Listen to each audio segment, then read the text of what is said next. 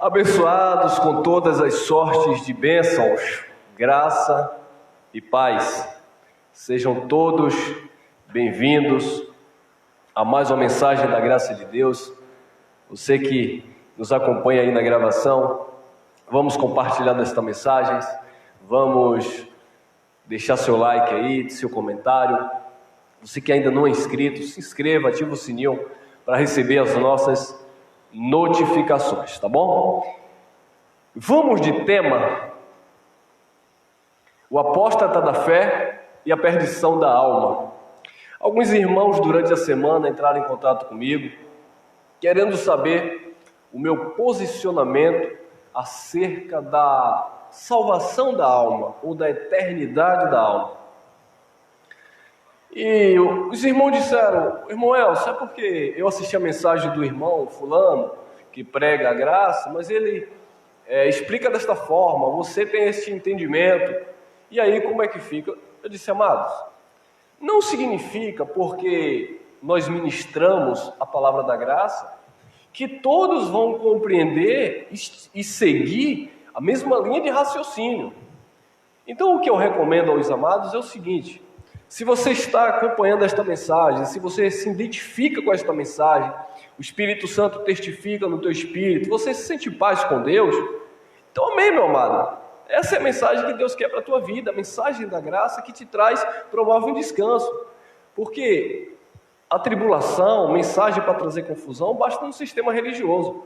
Como eu falei, bem, é verdade, alguns irmãos, mesmo ministrando a graça, têm um posicionamento diferente aqui ou ali, dependendo do assunto. Eu não estou falando de alguém que se diz ministrando a graça, pregando aí um inferno literal, pedindo dízimo, em graça, línguas estranhas dos pseudos anjos, o famoso labachúrias, dizendo que estão em graça. Isso, infelizmente, é uma deturpação da graça de Deus, tá bom? Então eu vou dar o meu posicionamento hoje acerca da eternidade da alma.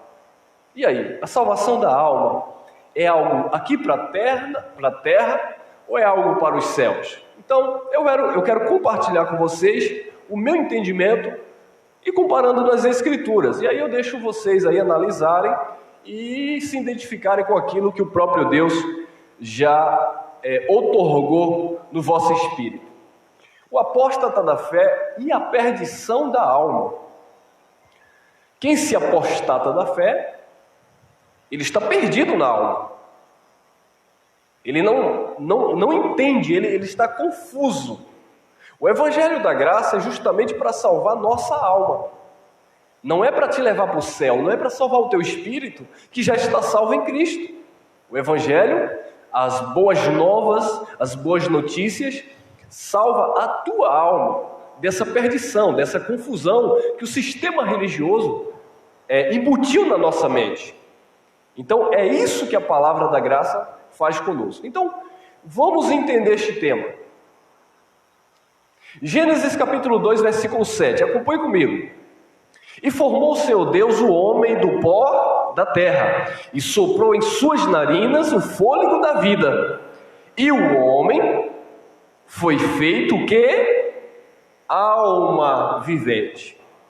Então, observe que na formação, Deus ali formou o homem do pó da terra, soprou em suas narinas o fôlego de vida. E o homem foi feito alma vivente. Então, o que é alma?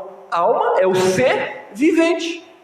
Nós somos seres viventes. Nós somos almas viventes. Então, a salvação da alma, ela não é para o céu. Ela é para a nossa vida, porque eu sou uma alma vivente. No que tange a nossa humanidade, nós somos almas viventes. É claro que se você for se aprofundar num assunto, os filhos da perdição eram apenas almas viventes. Diga-se de passagem, almas perdidas, totalmente confusas. Nós, no entanto, somos espíritos, claro, espíritos revestidos de carne, mas possuímos uma alma, que é a nossa vida, que é a nossa caminhada sobre a terra.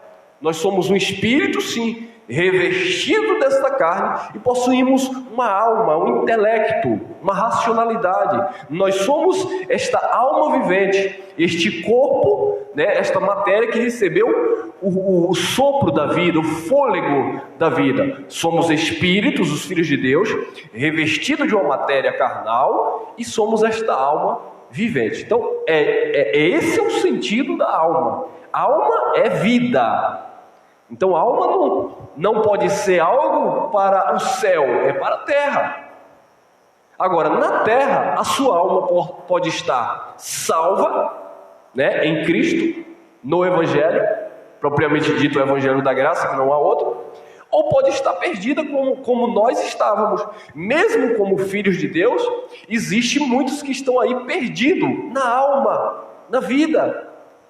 Porque hoje eles adquiriram a salvação, amanhã eles perderam. Hoje eles foram buscar o Espírito Santo no monte, foram cheios, mas no outro dia, porque ele não foi na reunião, o Espírito Santo saiu dele. Então hoje ele participou do propósito, a alma dele está salva, mas amanhã depois ele faltou a vigília, faltou a consagração do pastor, a imputação, a imposição de mão do homem, então ele perdeu a salvação da alma. Então observe que o Filho de Deus, ele pode viver nesta terra com a alma salva, intacta em Cristo, ou pode viver, mesmo sendo Filho de Deus, uma alma totalmente perdida. Então o que é que o Evangelho faz? O Evangelho resgata a nossa alma.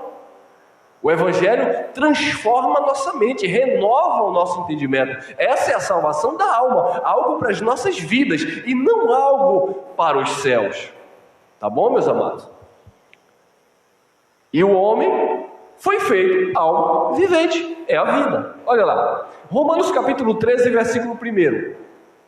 Toda alma, toda pessoa, está falando do ser humano, toda alma esteja sujeita às potestades superiores, às autoridades, potestades, poderes, principados, que foram constituídos por quem? Pelo próprio Deus. Olha lá, toda alma esteja sujeita às potestades superiores, porque não há potestade que não venha de Deus, e as potestades que há foram ordenadas por Deus. Então todas as potestades, poderes que há no mundo, na terra, foram ordenados por Deus.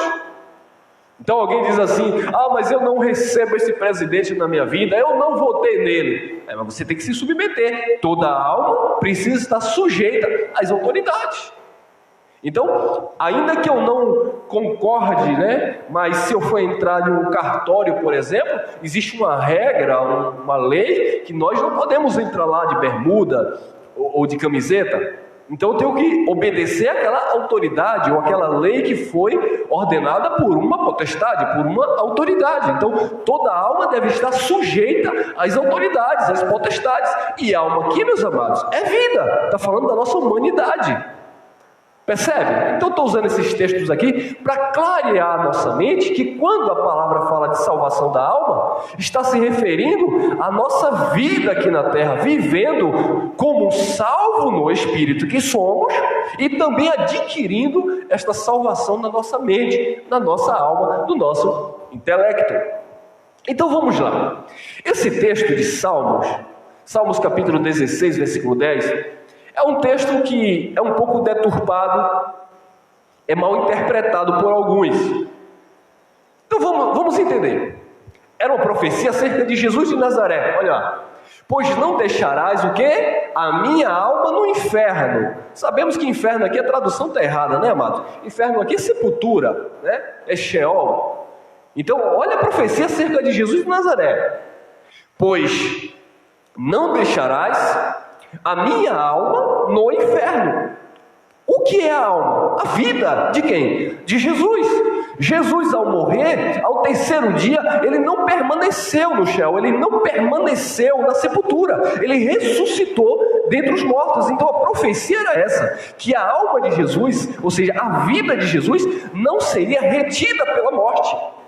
Jesus venceu a morte, ele aniquilou a morte. O último inimigo a ser vencido foi a morte. Então a morte não reteve a alma de Jesus na sepultura, no inferno. Olha lá, pois não deixarás a minha alma no inferno, nem permitirás que o teu santo, olha lá, o santo com S maiúsculo, e no singular, veja a corrupção. Está falando de Jesus. Qual era a corrupção que Jesus não iria ver?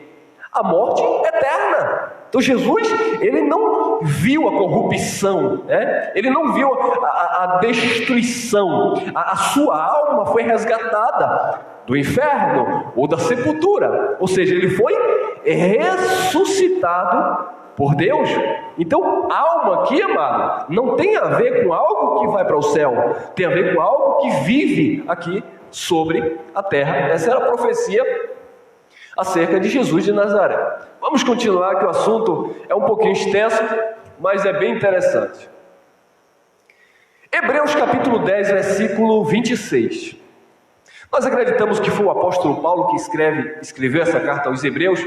E qual era o teor desta carta? Esta carta é uma carta de repreensão, de correção para os hebreus que estavam se convertendo a Cristo. Todavia, entretanto, eles queriam continuar com os rudimentos do judaísmo. Eles não estavam apenas querendo viver Cristo, mas também querendo viver o sacrifício levítico, a lei de Moisés.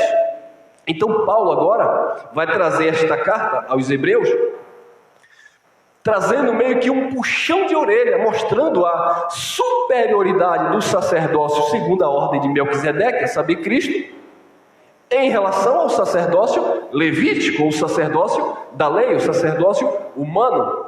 Então Paulo, ele escreve esta carta, uma carta de exortação. E olha o que estava acontecendo. Alguns dos hebreus estavam se apostatando da fé. E quando você se apostata da fé, ou seja, você se apostata de Cristo, você abandona a fé em Cristo, na graça de Cristo, no Evangelho de Cristo, e você, no caso dos hebreus aqui, estavam retrocedendo para a lei, eles estavam com a alma perdidas, porque uma vez que eles estavam recebendo a luz do Evangelho, eles estavam deixando o Evangelho, deixando Cristo, e estavam voltando aos rudimentos fracos e pobres da lei, como as lavagens, as abluções, os dízimos, os sacrifícios, etc, etc, etc. Então eles estavam se apostatando da fé, e uma vez que eles estavam se apostatando da fé, eles estavam perdendo a salvação da onde? Da alma. Vamos lá. Hebreus 10, 26. Porque se pecarmos voluntariamente, depois de termos recebido, olha lá, conhecimento é dado aonde? Na tua alma, na tua mente, no teu psique, no teu intelecto.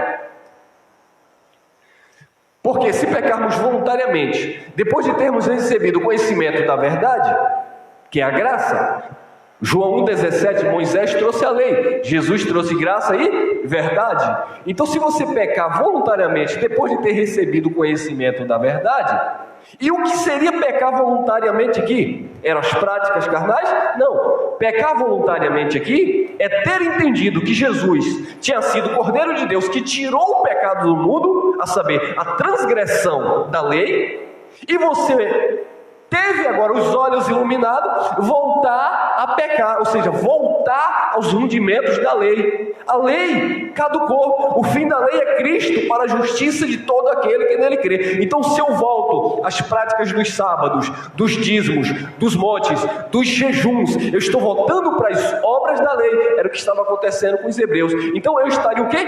Pecando voluntariamente depois que eu já recebi o conhecimento da verdade. Logo, já não resta mais sacrifício pelos pecados. Então não resta mais o sacrifício, porque o sacrifício foi feito em Cristo Jesus. Aí a pessoa peca voluntariamente, deixa o conhecimento da verdade, abandona a graça e volta para os rudimentos fracos e pobres da lei. Então não resta mais sacrifícios pelo pecado. Por quê? Paulo vai explicar. 27. Mas uma certa expectação horrível de juízo e ardor de fogo que há de devorar os adversários. Ou seja, mesmo sendo filho de Deus, uma vez que você teve os olhos iluminados, recebeu a graça de Deus, se você anular esta graça, se você aniquilar esta graça, né? E por isso que Paulo fala para Pedro lá em Gálatas capítulo 2, versículo 21, Paulo diz: não anulo a graça de Deus, porque se a justiça procede da lei, segue-se então que Cristo morreu de balde, morreu em vão, e Cristo não morreu em vão. Então, se eu peco voluntariamente, deixando a graça e voltando para a lei, para as práticas das obras da lei, eu estou pecando voluntariamente, eu estou com a minha alma perdida, porque eu estou me apostatando da fé. Mas uma certa expectação e horrível de juízo e ardor de fogo que há de devorar os adversários, ou seja, aquilo que era para os adversários, para os perdidos, para o joio, para o bode, para o vaso de desonra, muitas vezes os filhos de Deus estão vivendo na sua consciência, porque a sua alma não está salva, eles não se encontram num descanso do Senhor. É como Paulo fala em Hebreus capítulo 4, porque a palavra foi pregada a vós como a eles lá, mas a palavra nada adiantou para eles, porque eles não receberam e não misturaram a palavra da pregação com a fé. Então eles não entraram no descanso. E Paulo disse: eu estou preocupado de que alguns de vocês também não entrem nesse descanso, porque vocês estão conhecendo a verdade, no entanto vocês estão deixando a verdade, estão se apostatando da verdade e voltando para os rudimentos fracos e pobres acerca da lei. Logo, vocês são apóstatas. É o que Paulo está falando para os hebreus. Infelizmente, é isso que o sistema religioso é. Infelizmente, são filhos de Deus, zelosos de Deus, mas sem entendimento, são apóstatas, ou seja, deixaram a fé na palavra, na graça, na nova e eterna aliança, e estão praticando a religiosidade, que não é nem mais a lei de Moisés.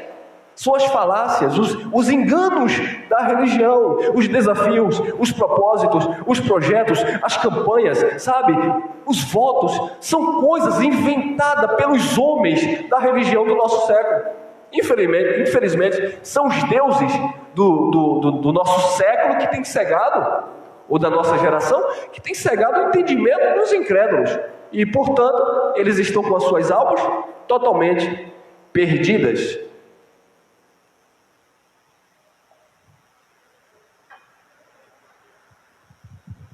Vamos continuar. Hebreus capítulo 10, versículo 28. Olha lá.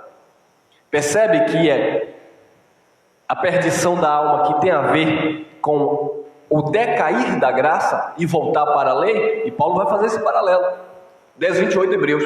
Quebrantando alguém a lei de Moisés, morre sem misericórdia, só pela palavra de 2 ou 3 testemunhas. Quebrantou a lei de Moisés, morre.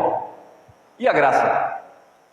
De quanto maior castigo, cuidais vós, será julgado merecedor aquele que pisar o Filho de Deus e tiver por profanar, o sangue da aliança com que foi santificado e fizer agravo ao Espírito da graça. De quanto maior castigo haverá? Percebe? Então na lei a punição era, o testemunho de 2 ou 3 pessoas é apedrejado, morre. Na graça, de quanto maior será o castigo. Então o que acontece, amado? Muitas pessoas... eu estou na graça, então eu sou livre, eu sou dono do meu próprio nariz. Não é assim, meus amados. Paulo disse: vivo não mais eu, mas Cristo vive em mim. E a vida que agora eu vivo na carne, a minha alma vivente, eu não vivo mais para mim, eu vivo para aquele que me amou e se entregou por mim. Foi o que Paulo declarou. Então, uma vez que eu me encontro na graça, que eu estou com a minha alma salva, conservada pelo Evangelho, eu não posso dizer que a minha vida é para eu viver do jeito que eu quero, mas sim dentro do padrão que Cristo estabeleceu. Porque senão haverá disciplina e haverá castigo. Porque se eu não valorizar a graça de Deus, eu estaria como que pisando o Filho de Deus, negligenciando a obra de Jesus, profanando o sangue da aliança com o qual foi santificado, é o que Paulo está falando lá para os hebreus, e fazendo agravo ao Espírito da graça, ou seja, desfazendo, menosprezando aquilo que Jesus Cristo fez. Então nós que estamos na graça de Deus, estamos com a nossa alma salva. Nós não podemos anular esta graça de Deus, aniquilar, desfazer, menosprezar esta graça de Deus, mas sim caminhar de fé em fé, de glória em glória, e mantendo assim a conservação e a salvação de quê? Da nossa alma, a nossa vida, tá bom? A nossa vida espiritual. E o texto, no capítulo 6, vai basicamente continuar falando do mesmo assunto. É a carta toda aos Hebreus. 6,4. Porque é impossível que os que já uma vez foram iluminados, tiveram os olhos do entendimento abertos, tiveram os olhos desvendados, foi tirada o véu, né? A lei, foi tirada a lei, é isso que Paulo fala lá na segunda carta aos Coríntios, no capítulo 3, né? Que aquele que está em Cristo, ele é uma nova criatura de fato. As coisas velhas, a lei de Moisés, o ministério de condenação e morte, se passaram e tudo se fez novo em Cristo. Os meus olhos foram iluminados. Agora, se eu retrocedo para praticar as obras da lei, olha o que acontece.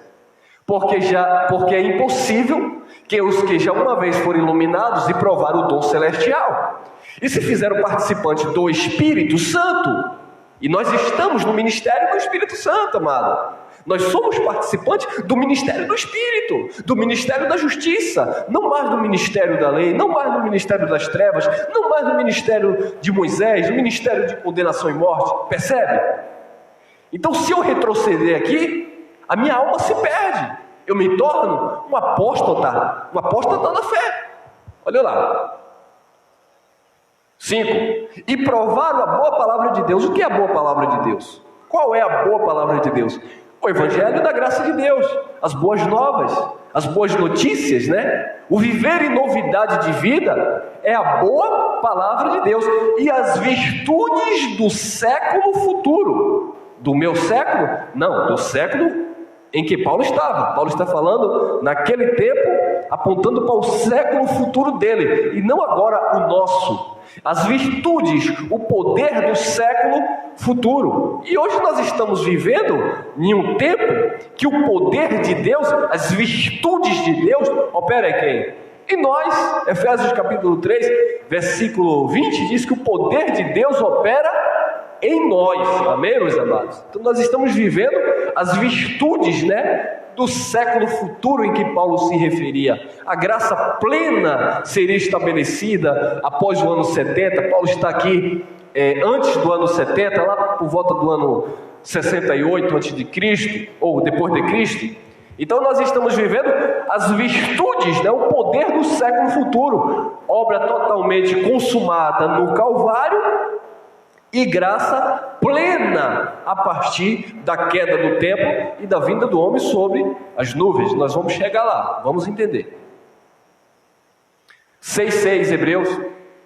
E recaíram, olha lá, provaram a boa palavra, provaram o dom do Espírito e recaíram, sejam outra vez renovados para o arrependimento. Não haverá mais lugar para arrependimento.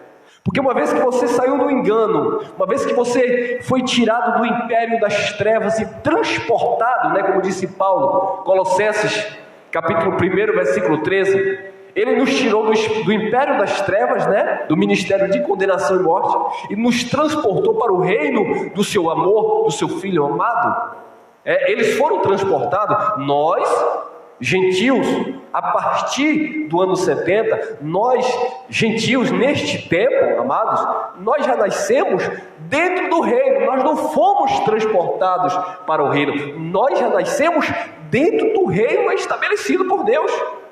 Mas eles que viveram a transição, né, dos pactos, o cruzamento dos pactos, então eles foram transportados. Mas uma vez que eles foram transportados e eles recaíram, eles não podem, seja outra vez renovado para arrependimento. Não tinha como se arrepender mais. Por quê?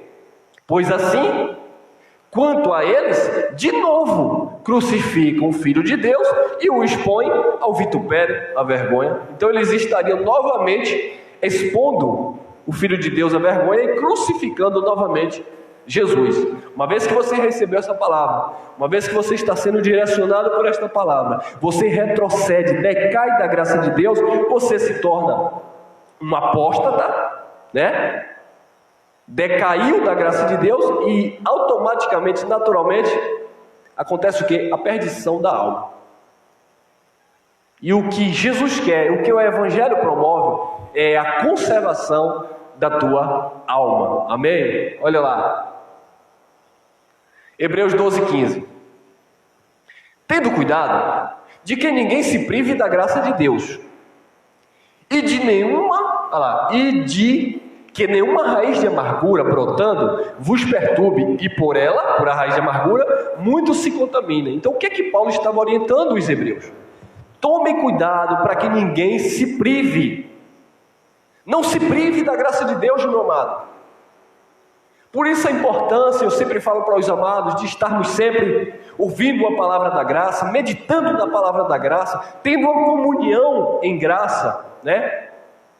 Seja uma comunhão pessoal com a congregação que se reúne, que se ajunta para ouvir o Evangelho, para compartilhar conhecimento, para ser edificado pelo Espírito, ou seja através aqui das nossas plataformas digitais, onde você está se alimentando pela palavra da graça, comparando coisas espirituais, coisas com as espirituais. Não se prive da graça de Deus, porque uma vez que você abandona essa graça, uma vez que você despreza esta graça, uma vez que você anula esta graça, naturalmente você vai dar vazão às suas paixões carnais, ou você vai se inclinar, né? Alguns podem se inclinar ao retrocesso, não mais da lei, no caso dos hebreus, mas do sistema religioso tradicional enganador. Então não se prive da graça de Deus. Paulo disse a Timóteo: fortifica-te na graça de Deus. Paulo, orando a Deus, ele disse: tira de mim esse espinho. Já orei 3 vezes. E Jesus disse: a minha graça te basta, porque o meu poder se aperfeiçoa na sua fraqueza. Então não se prive da graça de Deus. Paulo disse: eu trabalhei muito mais do que todos eles. Depois ele reconhece. 1 Coríntios 15:10. Todavia, não eu, mas a graça de Deus que está comigo. Somos quem somos pela graça de Deus, meus amados. Então, não se prive da graça de Deus, porque uma vez que você se priva desta graça, uma vez que você se limita, ou não dá vazão, ou não continua a crescer na graça e no conhecimento, pode acontecer o quê? Brotar alguma raiz de amargura no teu coração. E uma vez que esta raiz de amargura brota em você, esses sentimentos perversos começam a brotar dentro de você, você passa agora a ficar perturbado e contaminar os demais.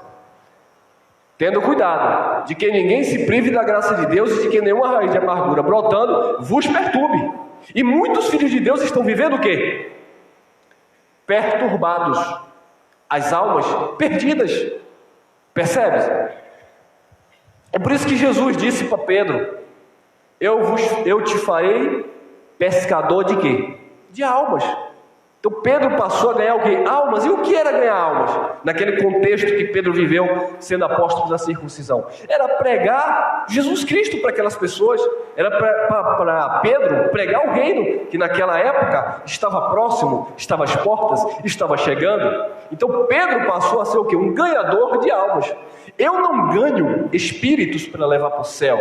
Eu não salvo espírito. O Evangelho, amado, não vai salvar o espírito, porque os espíritos aperfeiçoados já foram em Cristo, já estão salvos em Cristo. Diga-se de passagem, Ele nos escolheu nele antes da fundação do mundo. Então a mensagem do Evangelho não é para salvar o espírito, mas sim para ganhar esta alma que está o quê? Perdida, abatida, destruída, perturbada. O sistema religioso diz: eu estou ganhando almas para Jesus, porque eu estou salvando o pecador, eu estou batizando nas águas e ensinando ele a andar onde?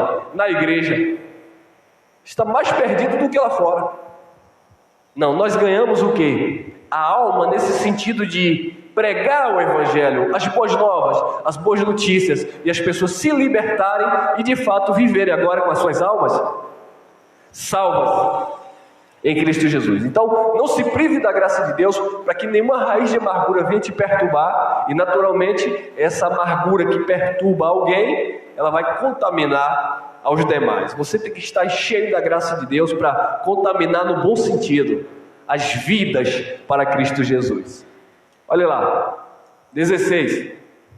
Paulo vai usar um paralelo. Paulo usava muito isso, pegando alguns pontos da lei, né? Algumas passagens da lei, para explicar a graça. É isso que ele vai fazer aqui, ó. 16. 12:16, Hebreus. E ninguém seja devasso ou profano como Esaú, que por uma refeição vendeu seu direito de primogenitura. Então, quem era Esaú? Esaú era o irmão de Jacó, eram gêmeos, mas Esaú nasceu primeiro, Jacó nasceu puxando o calcanhar de Esaú. legalmente falando, por assim dizer, o primogênito, o direito da primogenitura, quem tinha era Esaú e não Jacó. Bem verdade, já havia uma promessa que o próprio Deus disse que o maior, no caso Esaú, serviria ao menor, ou seja, Esaú seria servo de Jacó. Mas para que isso acontecesse, teria que decorrer alguns fatos, algumas situações. E o que aconteceu?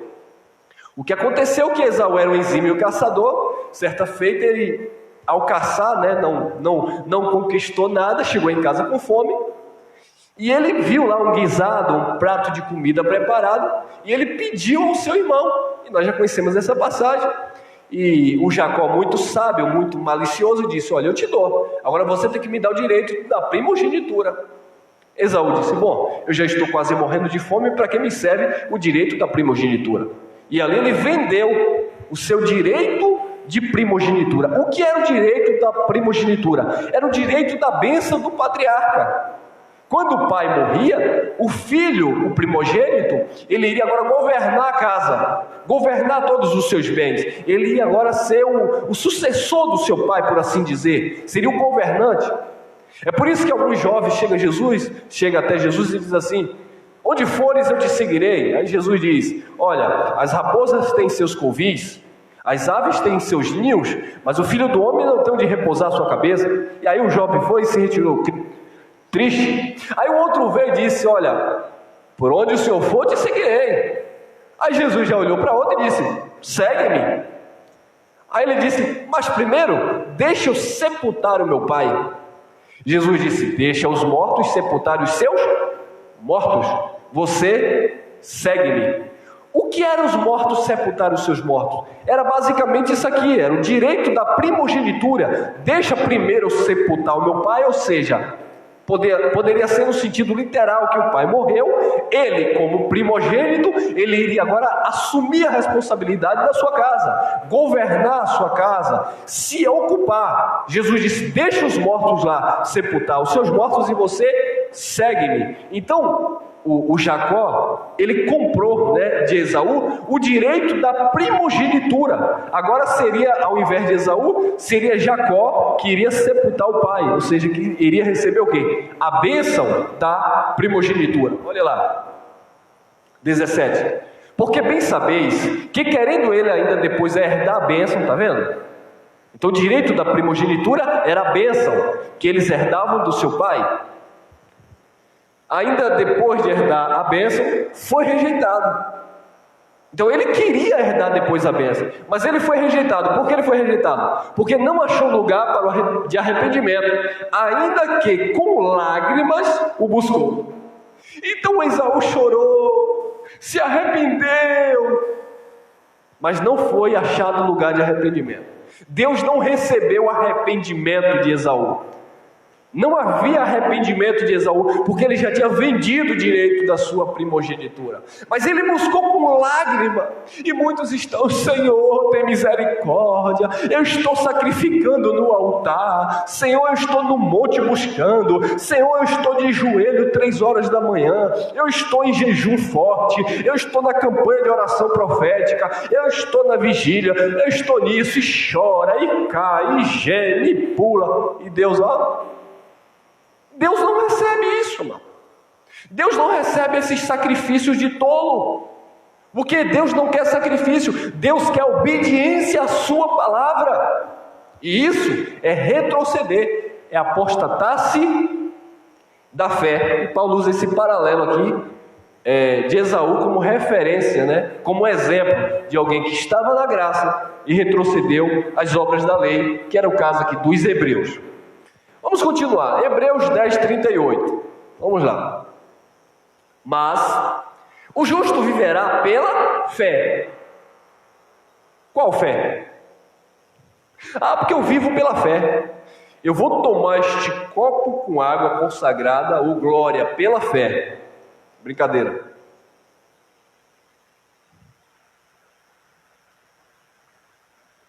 É pela fé, irmão, que eu tomei aquela água ungida. É pela fé, irmão, que eu fiz aquele propósito. É pela fé, porque o justo viverá pela fé. É pela fé no carnezinho, é pela fé no sacrifício.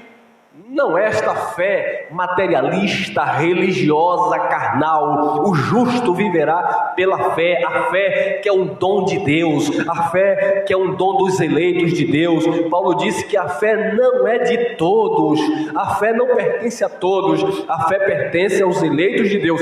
E o justo, aqueles que foram justificados em Jesus Cristo, eles vivem pela fé, não pela sua fé, mas pela fé na obra do Calvário, pela fé no sacrifício de Jesus, pela fé na graça plena, pela fé na obra consumada em Jesus Cristo, amados.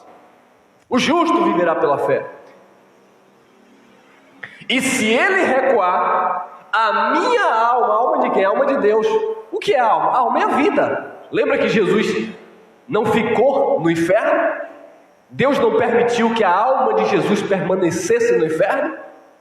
Ele foi ressuscitado dentre os mortos. Nós não servimos a um Deus que está morto, nós não servimos a um Cristo que está crucificado. Ele vive, ele ressuscitou dentre os mortos. A alma dele não permaneceu no inferno, na morte, na sepultura. E aqui ele diz: mas o justo viverá pela fé. E se ele recuar, se ele retroceder da fé, a minha alma, a minha vida, Deus é vida. Amém? Deus é vida. A minha alma, a minha vida não tem prazer nele, nessa pessoa. Percebeu, amado? Percebeu que a alma está falando de vida, nesse sentido aqui, a vida de Deus, mas no sentido nosso, a nossa alma, é a nossa vida, é a nossa existência. Olha lá, 39. Nós, porém, não somos daqueles que se retiram para quê? Para a perdição. Então o que seria a perdição bíblica? Se retirar da fé, abandonar a fé, abandonar a graça e retroceder para a lei. Isso é o que? Perdição. Perdição de quê? Da alma. Olha lá. Nós, porém, não somos daqueles que retrocedem, que se retiram para a perdição, mas daqueles que creem para a conservação de quê? Da alma.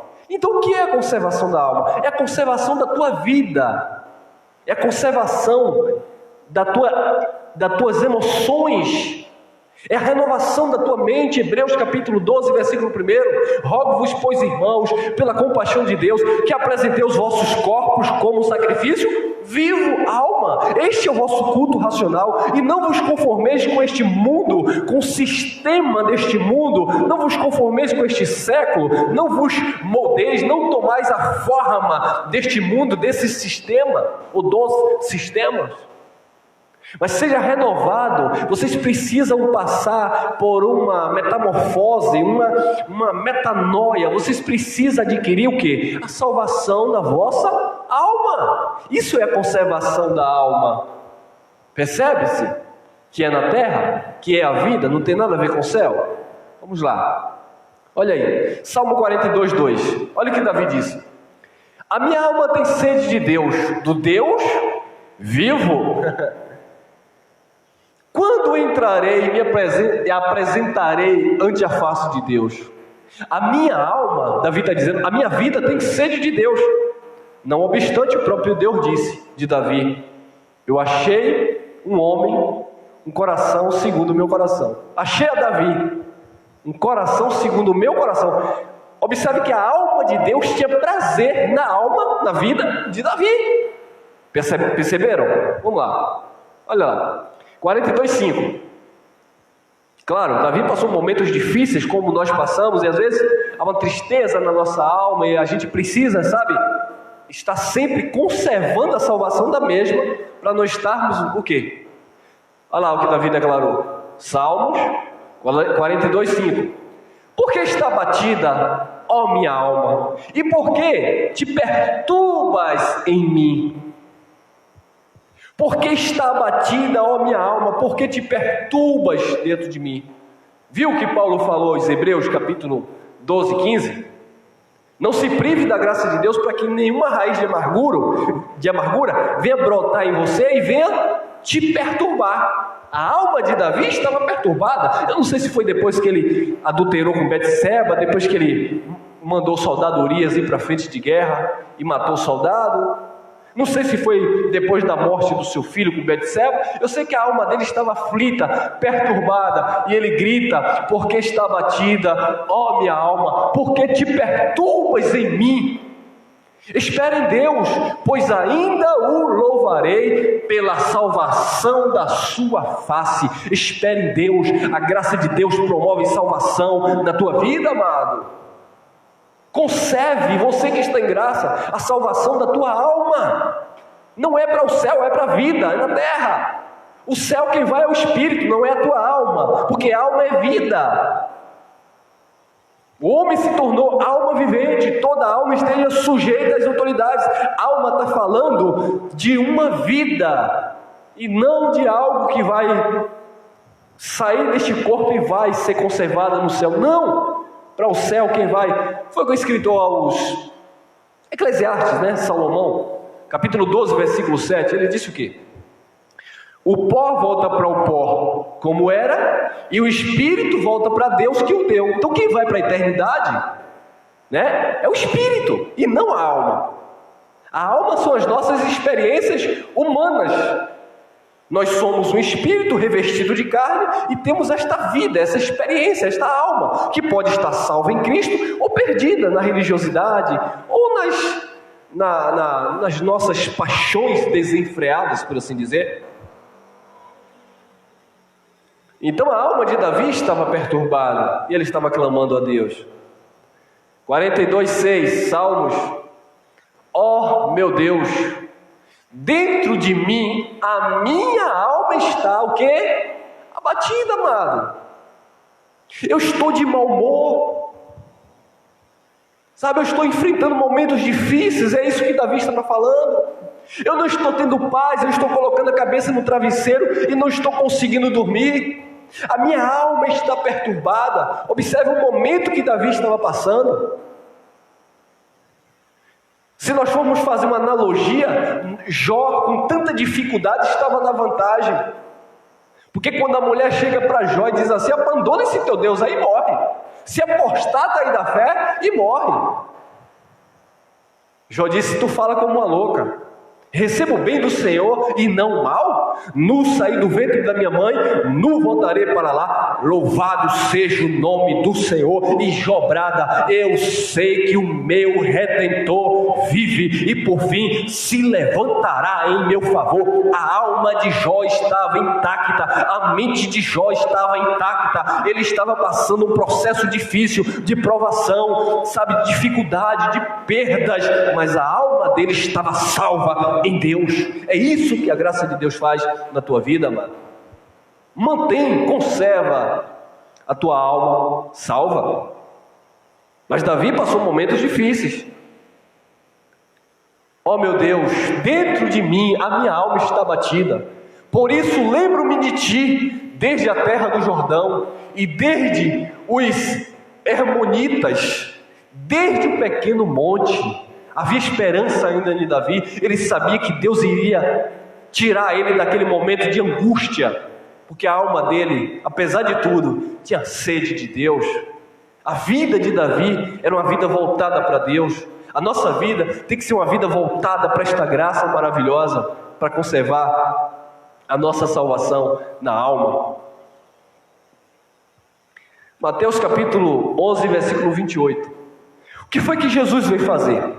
Resgatar o seu povo que estava vivendo o quê? Debaixo de um jugo de escravidão, debaixo da lei.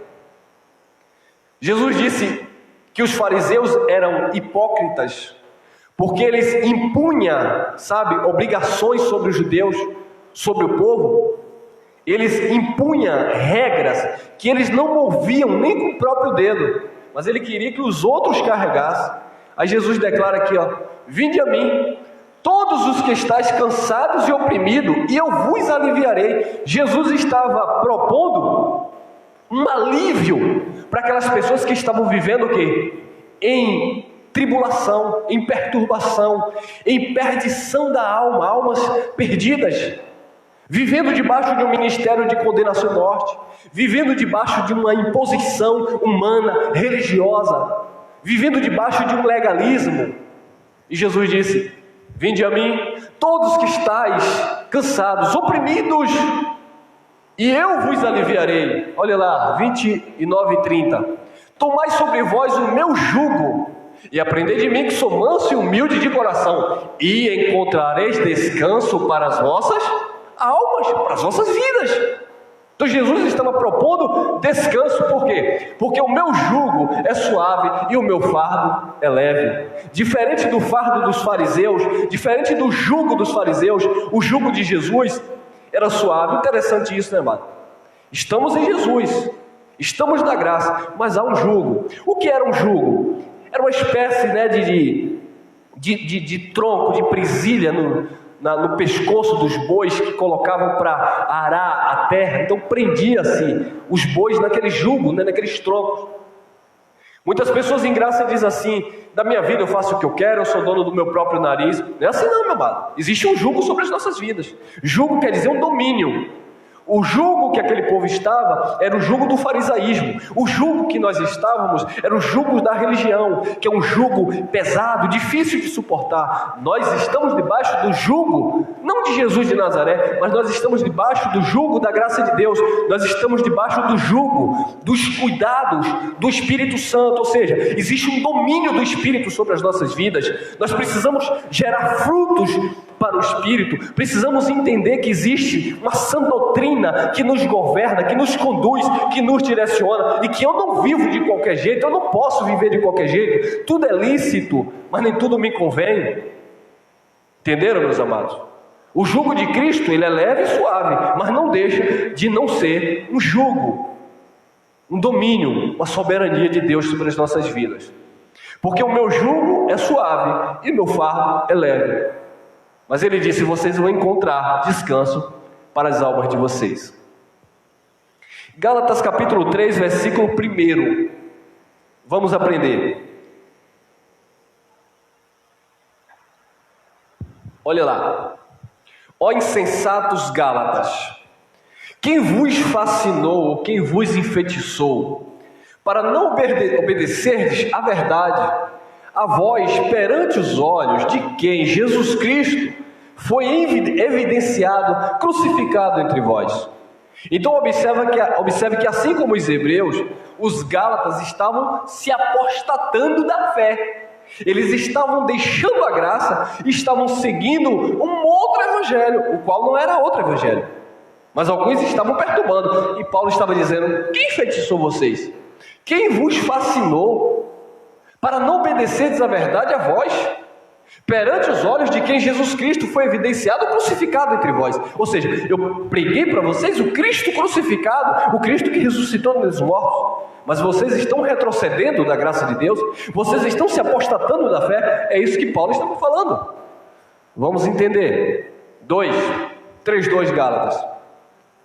Só quisera saber isto de vós. É isso que ele está falando. Só quisera saber isto de vós: recebestes o Espírito pelas obras da lei ou pela pregação da fé?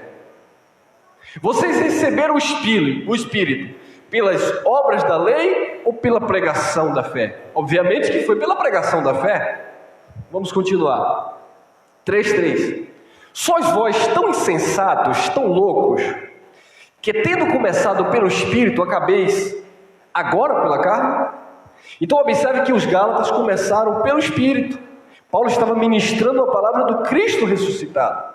Só que eles estavam retrocedendo e agora deixando de andar pelo Espírito e andando agora pelo quê? Pela carne. E o andar pela carne, aqui nesse contexto, era retroceder para a lei, o ministério da carne, o ministério de condenação e morte. Gálatas capítulo 3, versículo 4. Será em vão que tenhais padecido tanto? Vocês padeceram, vocês sofreram. É isso que Paulo está falando.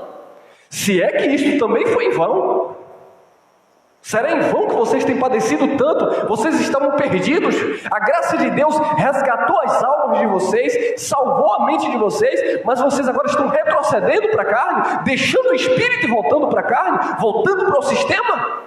praticando os jejuns, os dízimos, as oblações, os batismos nas águas, o comer pão dizendo que está comendo o corpo de Cristo?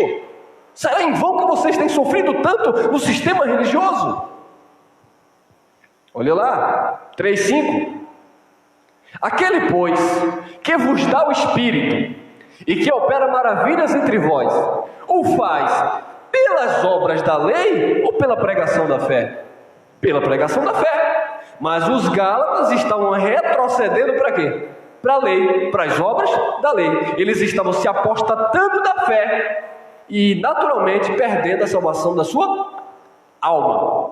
Então a alma é aqui na vida, não é no céu. Vamos continuar. Gálatas capítulo 1, versículo 6. Maravilha-me de que tão depressa passasse daqueles que vos chamou a graça de Cristo para outro evangelho. Eu estou espantado com vocês. Tão depressa vocês passaram daquele que vos chamou a graça, estão agora passando para outro evangelho. Que outro evangelho? Não há outro evangelho, ele explica, 7. O qual não há outro. Não é outro evangelho, mas há alguns que vos inquietam e querem transtornar o evangelho de Cristo. Então algumas pessoas estavam inquietando os Gálatas e transtornando a palavra de Cristo. E quando eles transtornavam a palavra de Cristo, trazendo um outro evangelho ou uma outra mensagem, eles estavam fazendo o quê? Afastando de fato os irmãos da Galácia da verdadeira fé. Eles estavam apostatando os irmãos da fé e, consequentemente, os irmãos estavam se perdendo a salvação na sua alma. 5:1 Gálatas. Estais, pois, firmes na liberdade com que Cristo vos libertou. E Cristo havia libertado por intermédio da mensagem de Paulo. E não torneis a colocar-vos debaixo de quê? De jugo da servidão, ou de jugo da escravidão. Lembra que Jesus disse: o meu jugo é suave e leve? Mas eles estavam deixando o jugo suave e leve de Jesus e estavam voltando para o jugo de servidão, para o jugo pesado do sistema legalista, para a lei de Moisés. E Paulo disse: vocês precisam permanecer firmes na liberdade que Cristo vos libertou, senão vocês vão perder a salvação da alma.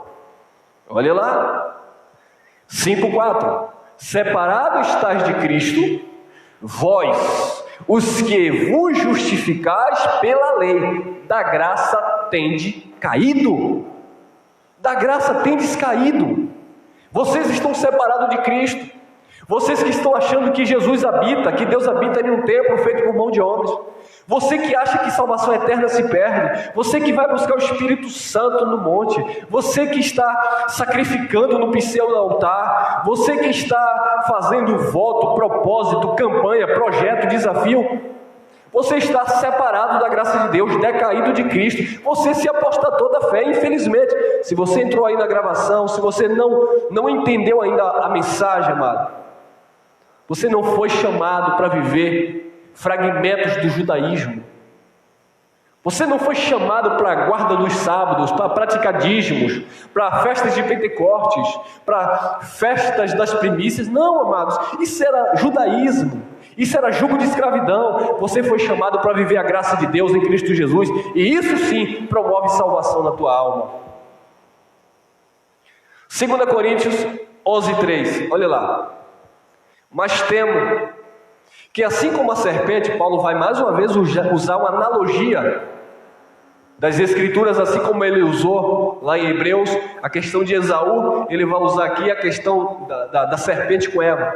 Mas temo que assim como a serpente enganou Eva com sua astúcia, assim também sejam de alguma sorte corrompidos vossos sentidos, vosso entendimento, e se apartem da simplicidade que há em Cristo. O Evangelho é a simplicidade de Deus. A religião confunde, deturpa tudo. 4. 2 Coríntios 11:4. Porque se alguém for pregar-vos outro Jesus, que nós não temos pregado, ou recebeis outro Espírito que não recebestes, ou outro Evangelho que não abraçastes, com razão sofrereis. Então se alguém vier pregando outro Jesus, por exemplo, o Jesus de Nazaré, segura aí, o homem da mão furada está passando por aí. Homem da mão furada, meu amado, nós estamos vivendo para o Cristo que ressuscitou dentre os mortos. A minha alma foi salva. Jesus não é mais Jesus de Nazaré, Ele é o Cristo ressurreto de toda a terra, Senhor, Criador dos céus e da terra. A minha alma está salva em Cristo Jesus. Mas se alguém vier pregando outro Jesus, se alguém vier pregando um outro espírito, esse espírito aqui é o sopro, né? É uma outra doutrina, é um outro ensinamento. Se alguém vier pregando um outro evangelho que não seja o evangelho da graça, com razão, se você receber, você vai sofrer, a sua alma vai estar em quê? Em perturbação. É isso que Paulo estava falando. 1 Timóteo 4:1, olha lá. Mas o Espírito, expressamente, diz que nos últimos tempos, ou nos últimos dias, os últimos tempos lá, no tempo de Paulo, tá bom, amado? Diz que nos últimos tempos, apostatarão alguns da onde? Da fé. Ou seja, iriam abandonar o Evangelho, iriam abandonar a mensagem da graça. Por que eles iriam abandonar? Porque eles iriam o quê? Dando ouvido a espíritos enganadores. As pessoas, o sistema religioso de um modo geral, eles pegam aqui espíritos enganadores e dizem que são espíritos malignos, desencarnados. Não, espíritos enganadores aqui são diversas doutrinas, como Paulo chama de vento de doutrina. Espíritos aqui é sopro, pneuma, são ventos de doutrina, espíritos enganadores e a doutrinas de demônios. Agora, de quem viria esses espíritos enganadores e essas doutrinas de demônio? Quem iria pregar essas mensagens? O sistema diz, o diabo, é o capeta. Não, olha lá. Pela hipocrisia de homens, que falam que mentiras, tendo cauterizado a sua própria consciência. Então, os homens hipócritas iriam trazer mensagens enganadoras, espíritos enganadores, doutrinas enganosas, doutrinas de demônios, homens hipócritas, pela hipocrisia de homens que falam mentiras, tendo cauterizado a sua própria consciência. E aí quem os ouvia se apostatava da fé e perdia a salvação de quê? Da sua alma. Olha lá, 1 Timóteo 1,18.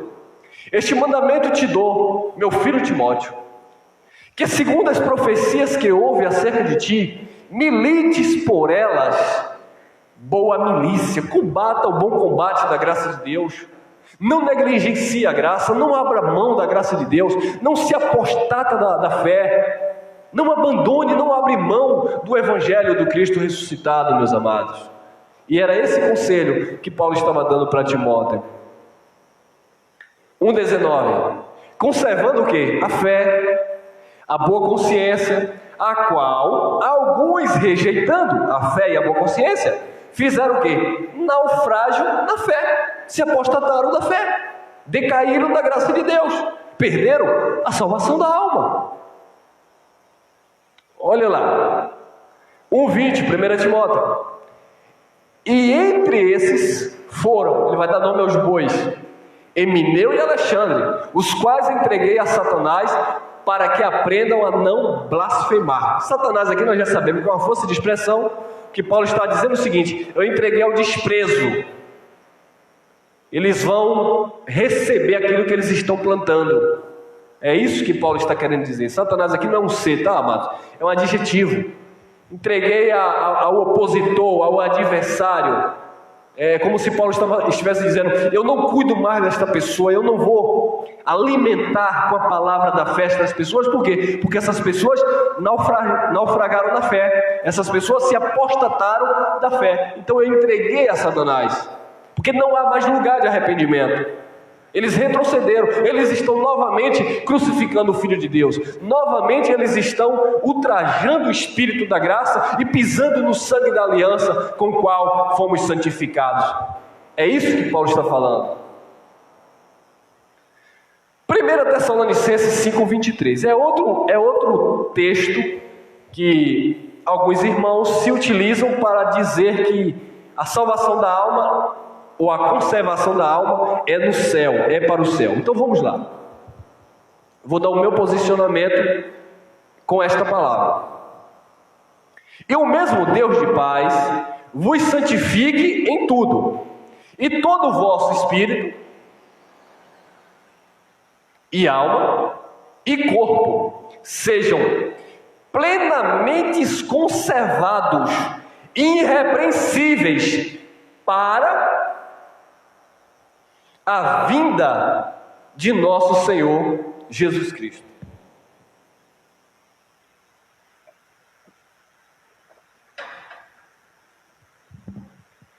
Esse texto é interessante, porque como eu falei, e era justamente o texto que algumas pessoas me questionaram. Ô irmão, a conservação da alma aqui, a santificação da alma aqui, é para o céu, porque é para a vinda do nosso Senhor Jesus Cristo. Amados, vocês não estão mais tomando leite em graça, nós estamos comendo mocotó. Nós sabemos que a vinda do nosso Senhor Jesus Cristo aqui é a parousia de Jesus lá no ano 70. E o que Paulo está falando aqui, porque ele está antes do ano 70, dizendo: o mesmo Deus de paz vos santifique em tudo, e todo o vosso espírito e alma, a vossa vida, a salvação da alma, né? E corpo sejam plenamente conservados e irrepreensíveis para a vinda de nosso Senhor Jesus Cristo, ou até a vinda de nosso Senhor Jesus Cristo. Porque se eu usar esse texto para dizer que a alma aqui, a conservação da alma aqui é para o céu, eu também vou ter que pregar que o corpo ali também vai para o céu. E a carne e sangue nós sabemos que não herdam os céus. Corpo físico não vai para o céu. O que vai para o céu são os espíritos aperfeiçoados. A alma também, como o corpo, não vai para o céu. A alma aqui é uma consequência de quê? Da vida que você tem nesse corpo. Então, até a vinda de Jesus Cristo, ou para a vinda do Senhor Jesus Cristo, que se deu no ano 70, a vinda, a parousia, né, em forma de juízo, Paulo está dizendo que eles teriam que conservar irrepreensivelmente, ou irrepreensíveis, para a vinda, tanto a santificação, olha lá, o texto está falando de santificação, tanto a santificação do espírito, bem como da alma e do corpo, era para ser o quê? Conservados até a vinda, porque na vinda do Senhor Jesus Cristo, de fato, a graça ia ser plenamente estabelecida, todos os espíritos estariam aperfeiçoados em Cristo Jesus, e aqueles corpos, né, e aquelas almas teriam que estar o quê? Intactas, salvas naquela esperança. É como Jesus disse lá em Mateus 24, vigiai e orai, para que a vossa fuga não aconteça no inverno, não aconteça no dia de sábado. Ai das grávidas, ai daquelas que amamentam naqueles dias, ou seja, é para você conservar a tua alma, o teu corpo e o teu espírito, até a vinda do Senhor Jesus Cristo. Aí Jesus disse: aquele que estiver no trabalho não volte para casa, quem estiver no monte não desça para pegar alguma coisa, que estiver moendo no moinho, um será levado e outro será deixado. A perseguição, a invasão de Jerusalém. Profecia de Daniel capítulo 9, versículo 22 ao 27. Um príncipe de outro povo iria invadir a cidade santa, destruir o santuário. Foi o que aconteceu. Mateus 24:15, Jesus disse, como profetizou Daniel: não vai passar esta geração sem que tudo isto aconteça. Então era para conservar irrepreensivelmente tanto o espírito como a alma, como o corpo, até a vinda do Senhor, até a parousia do Senhor, até a queda do templo. Está dentro desse contexto escatológico.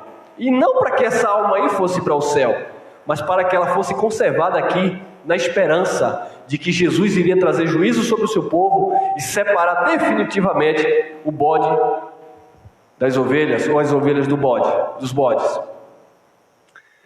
2 Timóteo capítulo 2, versículo 16. Esta carta foi escrita por volta do ano 67 depois de Cristo. Logo é antes do ano 70, visto que a grande guerra judaica, né, ocorreu no ano 70. Ou seja, o juízo de Deus aconteceu no ano 70, o historiador Flávio Joséfo relata isso. Então, isso aqui é antes do ano 70, por volta do ano 67. Então Paulo está escrevendo a segunda carta a Timóteo dizendo: mas evita os falatórios profanos, porque produzirão maior impiedade. E os falatórios profanos estavam acontecendo o quê? Olha lá, 17. E a palavra desses roerá como gangrena ou como câncer, roerá como gangrena, entre os quais são Emineu e Fileto. Então observe que Emineu e Fileto estavam lançando uma palavra que estava corroendo, destruindo a fé dos irmãos. E que palavra era esta que esses abençoados aqui estavam trazendo? Qual era a mensagem que eles estavam trazendo para que os irmãos estivessem se apostatando da fé? Olha lá. Os quais, Emineu e Fileto, se desviaram da verdade, dizendo que a ressurreição era já feita, e perverteram a fé de alguns. Então, o Emineu e Fileto, eles tinham se desviado da verdade. Por que eles se desviaram da verdade? Porque eles estavam antecedendo, ou antecipando, melhor dizendo, os fatos. A vinda do Senhor Jesus Cristo, bem como a ressurreição dos mortos, ainda não tinha acontecido. Iria acontecer 3 anos depois, que foi no ano 70. Mas eles já estavam dizendo que a ressurreição já era feita, mas não tinha sido feita ainda, porque a parousia ainda não tinha acontecido, mas eles já estavam dizendo que a ressurreição já era feita, e por isso eles estavam pervertendo a fé de alguns. Isso no ano 67. Olha que Paulo vai escrever em 1 Tessalonicenses 4,14. Porque se cremos que Jesus morreu e ressuscitou, assim também aos que em Jesus dormem, as primícias que estavam dormindo, Deus os tornará a trazer com Ele, na vinda, na parousia de Jesus, na manifestação do Filho do Homem sobre as nuvens, no juízo de Deus sobre Israel, aqueles que estavam dormindo, os espíritos que estavam aguardando esta ressurreição, que não era uma ressurreição física, que o sistema religioso está esperando, e eles estão com a alma perdidas, porque eles estão achando que Jesus vai aparecer aqui no céu e vai levantar aqueles corpos, os zumbis, né? Não, a ressurreição era de um estado de espírito que estava adormecido, que estava separado de Deus. Na vinda do Senhor Jesus, na parousia do Senhor Jesus Cristo, aqueles espíritos seriam ressuscitados. Aqueles espíritos receberiam de volta, digamos assim, a condição de se comunicar novamente com Deus. Eles receberiam uma nova condição de estarem, melhor dizendo, com Deus. Então, quando Jesus se manifestou na parousia, quando Jesus veio sobre as nuvens em forma de juízo, aqueles espíritos, os que dormiam nele, em Jesus, como Davi, os profetas, os antigos, eles foram ressuscitados em Cristo. E Paulo disse: primeiro é as primícias dos que dormem. Depois, Paulo pensou que estaria vivo na vinda do Senhor. Ele disse: nós que ficarmos vivos, seremos transformados. As pessoas estão achando que a transformação é física. A transformação foi uma transformação de um estado de espírito. Antes da parousia, antes desse acontecimento, antes desse fato, os espíritos ficavam lá dormindo. Depois desse acontecimento, os espíritos que estavam dormindo foram ressuscitados com ele, e todos nós que nascemos depois da parousia, todos nós que nascemos depois do ano 70, já nascemos com o nosso espírito aperfeiçoados, regenerados, totalmente salvos, totalmente completos, libertos em Cristo Jesus, o nosso Senhor. Já houve essa transformação, porque essa transformação, ou essa ressurreição, ela foi dada no homem interior, em uma condição espiritual que antes não havia, mas agora em Cristo Jesus, a vida, ela sucumbiu, ela destruiu a morte, ela trouxe a imortalidade. O Evangelho nos apresenta imortais, porque nós já passamos da morte para a vida em Cristo Jesus. Espero que você tenha compreendido essa mensagem. E eu estou encerrando. Gálatas capítulo 5, versículo 7, Paulo diz: correis bem. Quem vos impediu para que não obedeçais à verdade? Quem está impedindo vocês a não obedecer à verdade? Quem? Não recebam outra mensagem, um outro evangelho, o qual não é outro, que traz perturbação para a tua alma. E aqui eu encerro, Gálatas 5, 8 e 9. Esta persuasão não vem daquele que vos chamou. Um pouco de fermento leveda toda a massa. Então, um pouquinho de fermento estraga toda a massa. Então, alguns irmãos dizem assim: irmão, quando eu morrer, eu vou reconhecer minha mamãe que já partiu? Eu vou reconhecer lá o meu marido, a minha esposa? Não, amados. Jesus disse, ao ser interrogado pelos saduceus que não criam na ressurreição, acerca de uma mulher que os maridos foram morrendo, né? E ela foi se casando com os irmãos, a saber, 7. Claro que aquilo é uma narrativa, aquilo talvez não tenha sido literal, acredito que não. E os saduceus dizem assim: e no céu, ela será esposa de qual homem, de qual marido? Jesus disse: no céu não se recebe nem se dará em casamento. No céu não haverá sentimentos humanos. No céu seremos todos como anjos, sem nenhum tipo de sentimento humano. Então a alma salva é aqui na terra, mediante o Evangelho de Jesus Cristo.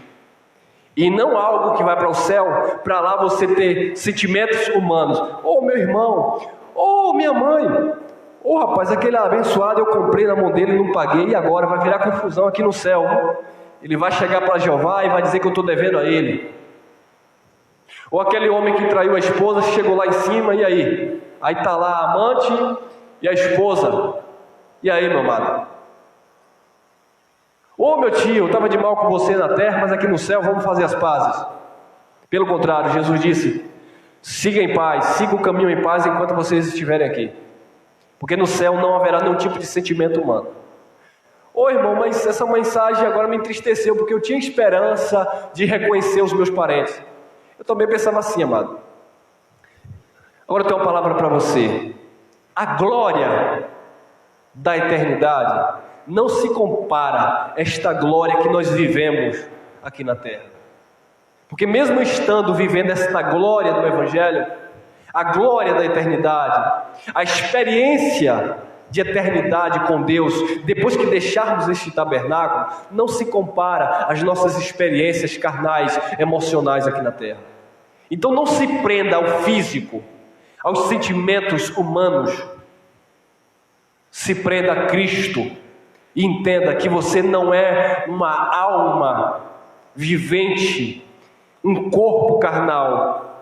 Você é um espírito perfeito em Cristo, que está revestido de carne e possui uma intelectualidade, uma racionalidade, uma alma, uma vida, que enquanto você estiver aqui na terra, precisa conservá-la salva pelo Evangelho de Cristo, para que naquele grande dia, no seu dia, no dia que nós deixarmos este tabernáculo, nós estejamos na presença daquele que vive e reina para todo sempre. Não numa presença limitada por um tabernáculo, mas numa presença real, espíritos aperfeiçoados diante daquele que é eterno. Amém? Graça e paz, abençoados e salvos pela graça de Deus.